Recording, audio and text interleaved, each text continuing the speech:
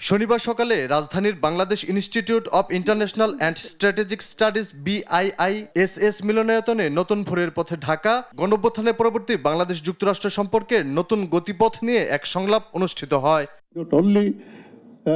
এতে বাংলাদেশ যুক্তরাষ্ট্র সম্পর্কের পরিবর্তনশীল গতিপথ, কূটনীতি, শাসন ব্যবস্থা, নিরাপত্তা, সহযোগিতা এবং ইন্দো প্যাসিফিক অঞ্চলে ভূরাজনীতি নিয়ে কথা বলেন বাংলাদেশে নিযুক্ত যুক্তরাষ্ট্রের সাবেক রাষ্ট্রদূত উইলিয়াম বি মাইলাম এবং দেশটির সাবেক কূটনীতিক জন এফ ডেনিলোভিচ। বাংলাদেশের বিগত সরকারের ব্যর্থতার কারণ তুলে ধরেন উইলিয়াম বি মাইলাম। বলেন, বর্তমান সরকার প্রধান গণতন্ত্রের পথেই হাঁটছেন, সংস্কারের বিষয়ে তিনি একাই যথেষ্ট। ভারতকে বাংলাদেশের সঙ্গে বর্তমান বাস্তবতা মেনেই সম্পর্ক বজায় রাখতে হবে বলে মন্তব্য করেন জন এফ ডেনিলোভিচ। বাংলাদেশের গণতন্ত্র ও মানবাধিকার নিয়ে যুক্তরাষ্ট্র চিন্তিত উল্লেখ করে ডেনিলোভিচ বলেন, যে কোনো পরিস্থিতিতে দুদেশের সম্পর্ক ইতিবাচক থাকবে।